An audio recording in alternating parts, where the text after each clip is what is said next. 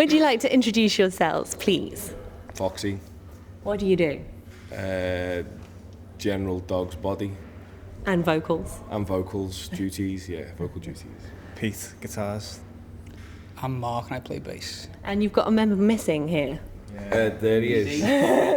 BD. Dave, he's not well, as you can see. He's unwell. Bit of a dicky Chinese the other night, and he's not well. So, Okay. He plays drums. And will you be happy to answer questions on his behalf as well? Of course, yeah. Anything crisp or world-class drummer related, we'll gladly fill his shoes.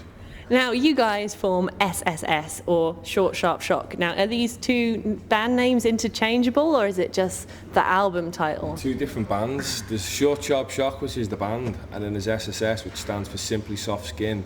And on a daily basis, we use a lot of moisturising creams to look this good. So any smellies out Well, it's there, obviously had better effect on you than on Foxy.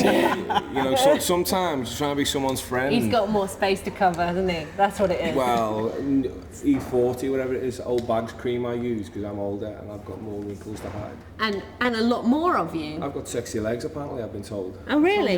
Than the rest of us. My mum. So you guys from Liverpool. Yeah. How do you think being from Liverpool affects the kind of music you play? Well, it can be a bit of an angry place, I suppose. So it's. You don't seem a very angry person. I'm not angry. No. Well, we're just venting in the music, so we don't have to be. Foxy, are you an angry person? I think there's a happy person, but there's an undercurrent of anger, and that is a lot of axes to grind on numerous topics. The world's oldest teenager. Yeah. I've just. But today I'm actually feeling okay. So. Well, let's talk about your axes that you like to grind. Let's talk about corporal punishment. Fucking hell, where do you start with that one? That song, you're talking about Son of Beast there, that is about kids today who just don't give a shit about their environment, the neighbours, the people that they interact with on a daily basis. They learn no rules at school, so bring back the cane and the slipper and just give them some. Do you think that would really help? Well, it's just moral values. I know not to fuck about. So. Everyone else knows not to fuck about from a certain time. Yeah. I think it's how you're brought up, and I don't think kids have the fucking know-how or the guidelines that we were brought up with. They need stripping down because they're just prepared to shit on their own doorstep, and they don't care who they upset, and you know what I mean. Do you think that's a Liverpool thing, or do you think it's countrywide? That's worldwide. That's like a virus that's worldwide, man. That's just not any specific town or city. So apart from in the song Son of Beast, what other kind of axes do you have to grind? Damaged Goods. Now that one, say that one.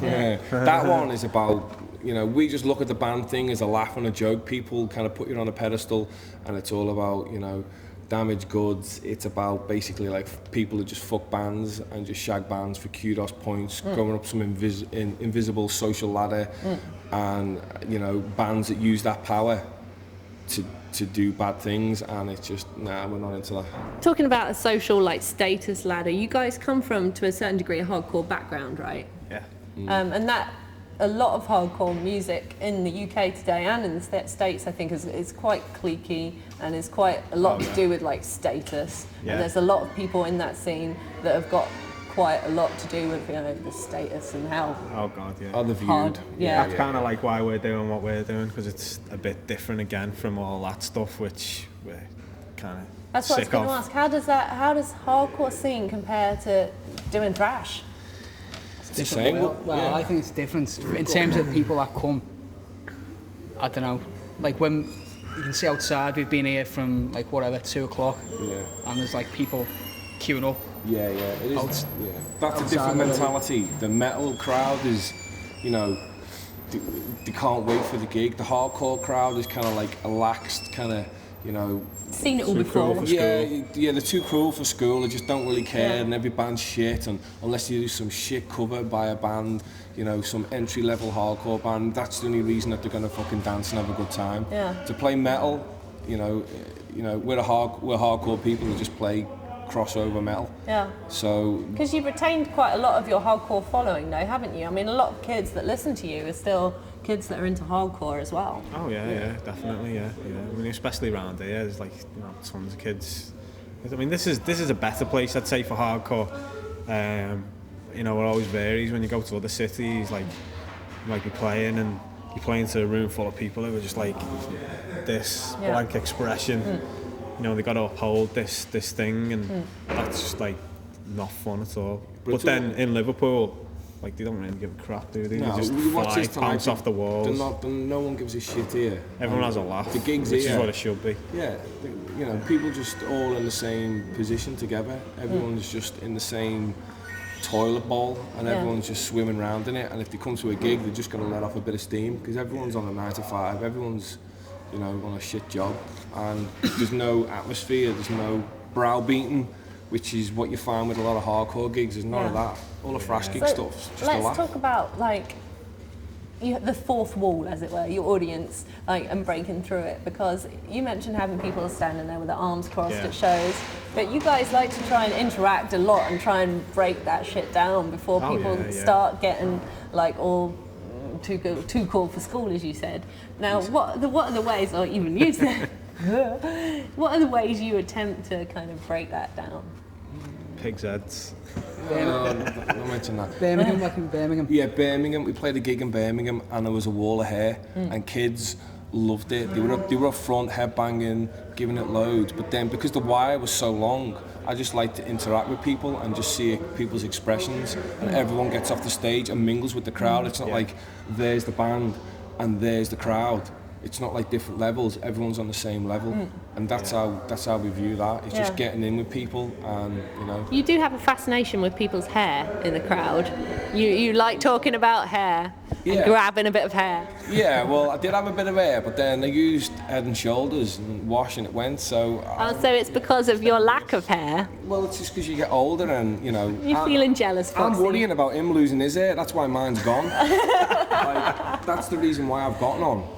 But yeah, I think like moustaches and long hair and short hair, skinheads, baked beans, whatever you want to call them, they're all just, I like it. It's just a good little, it's just funny. You do like to have the odd jape at the expense of kids with a lot of hair gel, and maybe who have a sideways fringe. Maybe you listen to. It's fun to mess it up, though, isn't it? Yeah, it's fun to fuck about with people. You know, if that kid turned around to me and spat in my face back, I think, well, good, because you need to kick back.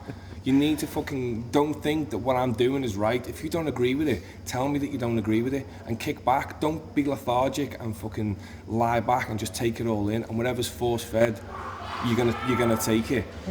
Spit it back out. If you're some kid and you got some daft haircut, then you gotta take shit. Yeah, if you're looking like Rod expect it. Stewart and wearing fucking your nana's makeup, then you deserve to get shit, because you look like fucking Coco the Clown. When I had a mullet, I got shit. When he had the 3-pound beard. Get that one? I got shit, so it just happens, doesn't it? Well, when we used to skating down the street, Scallies used to put the windows down and go, skatey freak, and give you shit.